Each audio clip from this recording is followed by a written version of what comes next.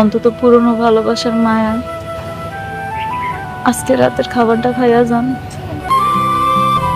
ঠিক আছে। হ্যালো বন্ধুরা, কেমন আছেন সবাই? গরিব ঘরের রাজপুত্র এপিসোড কি ঈদের কারণে বন্ধ থাকবে? অনিক ও মেঘলা এক হয়ে কি পারবে রাতুলের সমস্ত ষড়যন্ত্রের জবাব দিতে? পরবর্তী নতুন এপিসোড কবে রিলিজ পাবে? আর তারা কি পারবে নিজেদের হারানো সম্মান ও অধিকার ফিরে পেতে? অনিক ও মেঘলা অনিক কিভাবে রাতুলের নতুন নতুন চক্রান্তের মোকাবেলা করবে? শেষ পর্যন্ত কি অনিক মেঘলার সাথে নিজের সংসার গড়বে? আর সবচেয়ে বড় প্রশ্ন, অনিক কি পারবে সবাইকে প্রমাণ করে দিতে যে মেঘলাই শালিমা গ্রুপের প্রকৃত মালিক? এছাড়াও দর্শকদের মনে এখন আরেকটি প্রশ্ন ঘুরপাক খাচ্ছে, গরিব ঘরের রাজপুত্র এপিসোড 29 কি ঈদের কারণে বন্ধ থাকবে কিনা, নাকি নিয়মিত সময় অনুযায়ী নতুন পর্ব প্রচার হবে? এইসব প্রশ্নের বিস্তারিত উত্তর জানবো আজকের এই ভিডিওতে, তাই ভিডিওটি অবশ্যই শেষ পর্যন্ত দেখতে থাকুন। শুরুতে চ্যানেলটি সাবস্ক্রাইব করে ভিডিওটি কন্টিনিউ করুন নতুন এপিসোড আসলে সবার আগে পেতে। শুরুতেই গরিব ঘরের রাজপুত্র নাটকের এপিসোড 28-এ ঘটে যাওয়া গুরুত্বপূর্ণ ঘটনাগুলোর বিশ্লেষণ করা যাক। এই পর্বের শুরু থেকে স্পষ্টভাবে বোঝা যায় রাতুল খুব পরিকল্পিতভাবে একটি মেয়েকে নকল শালিমা গ্রুপের মালিক সাজিয়ে সবার সামনে নিয়ে এসেছে।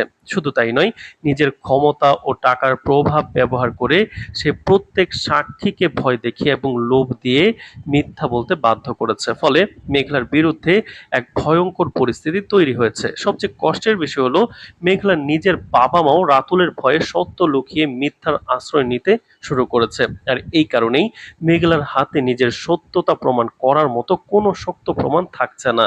চারপাশে সবাই যখন তার বিরুদ্ধে দাঁড়িয়ে যায়, তখন বাধ্য হয়েই মেঘলাকে শালিমা গ্রুপ ছেড়ে চলে আসতে হয়।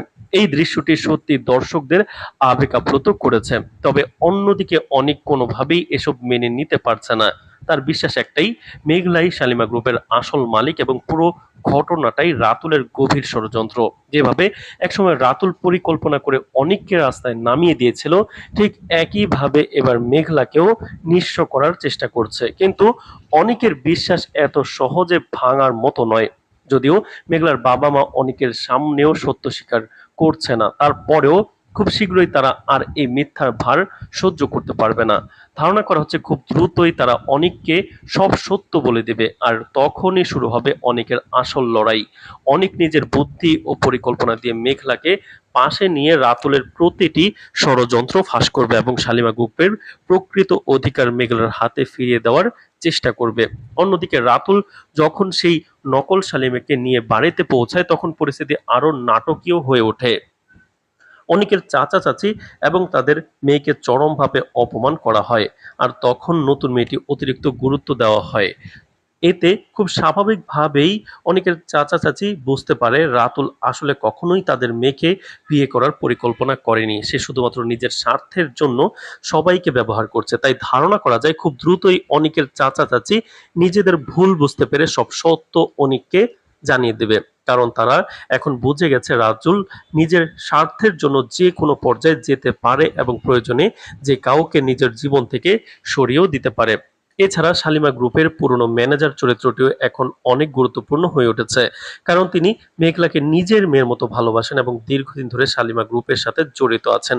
তাই তিনি এত সহজে পুরো বিষয়টি মেনে নেবেন না, বরং তিনি নিজেই খুঁজে বের করার চেষ্টা করবেন আসল সত্যটা। বিশেষ করে যে ব্যক্তি শিশুকে চুরি করেছিল, তাকে আবার খুঁজে বের করে ভয় দেখিয়ে অথবা টাকা দিয়ে সত্য আদায় করার সম্ভাবনাও রয়েছে। আর যদি সেটি ঘটে, তাহলে রাতুলের সব গোপন ষড়যন্ত্র এক মুহূর্তে সবার সামনে প্রকাশ হয়ে যাবে।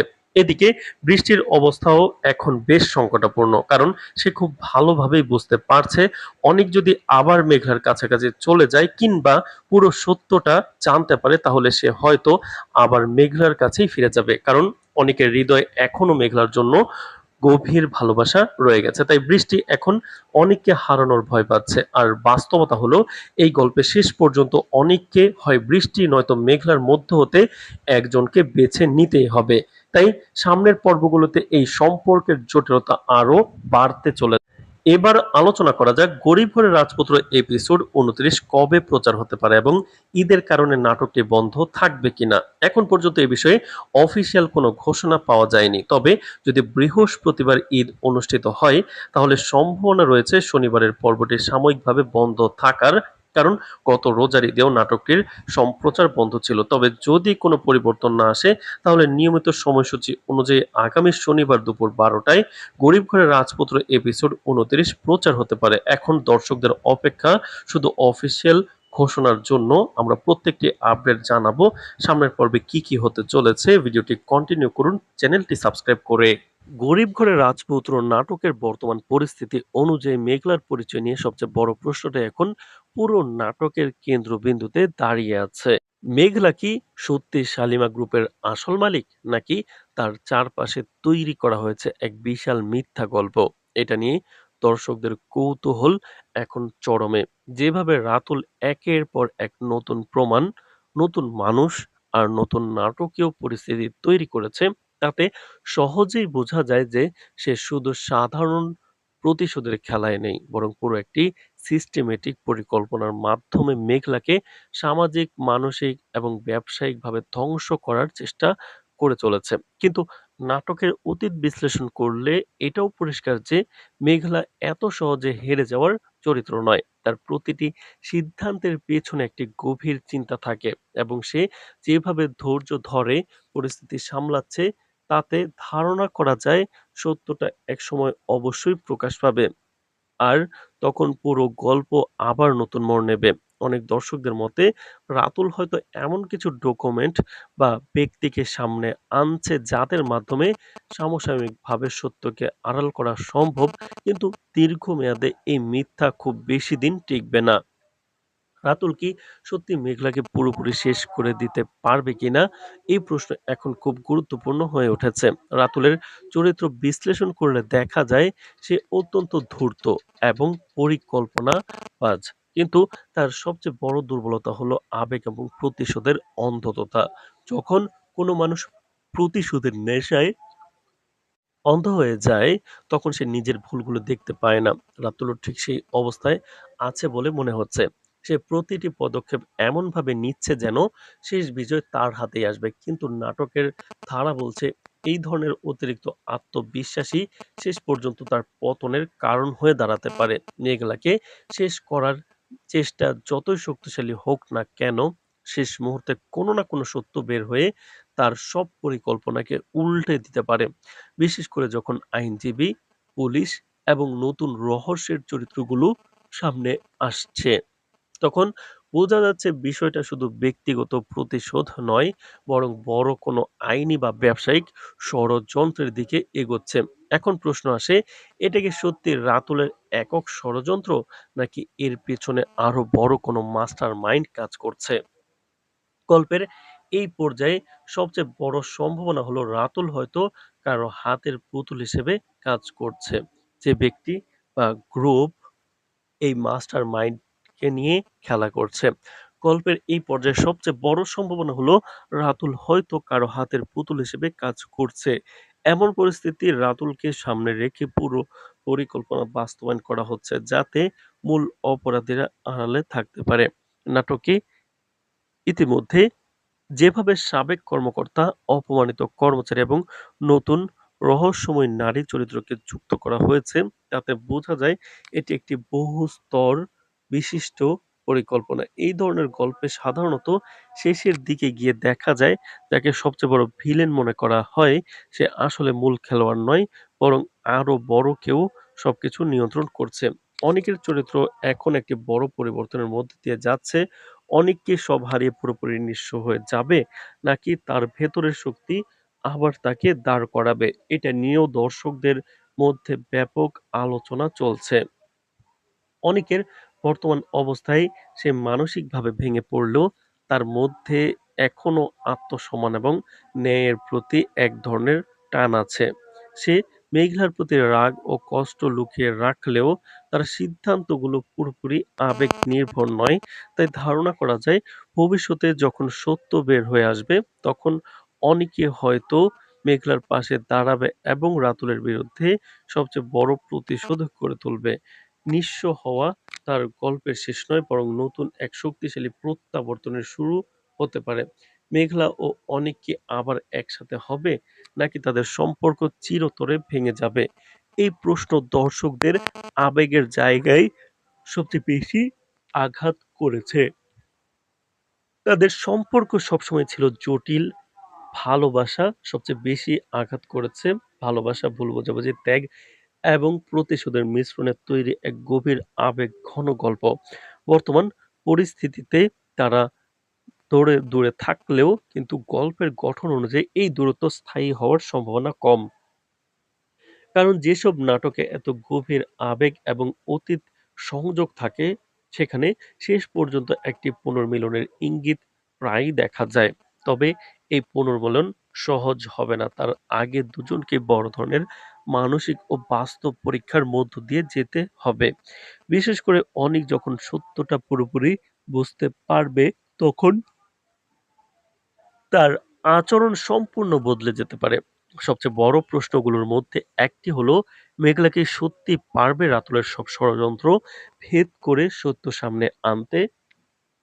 মেঘলার চরিত্রে যে ধৈর্য, বুদ্ধি এবং কৌশল দেখা যাচ্ছে, তাতে বোঝা যায় সে শুধুমাত্র আবেগ দিয়ে নয়, বরং পরিকল্পনা করেই এগোচ্ছে। সে হয়তো এখন কিছুটা কোণঠাসা অবস্থায় আছে, কিন্তু এই ধরনের পরিস্থিতি অনেক সময় একজন চরিত্রকে আরো শক্তিশালী করে তোলে।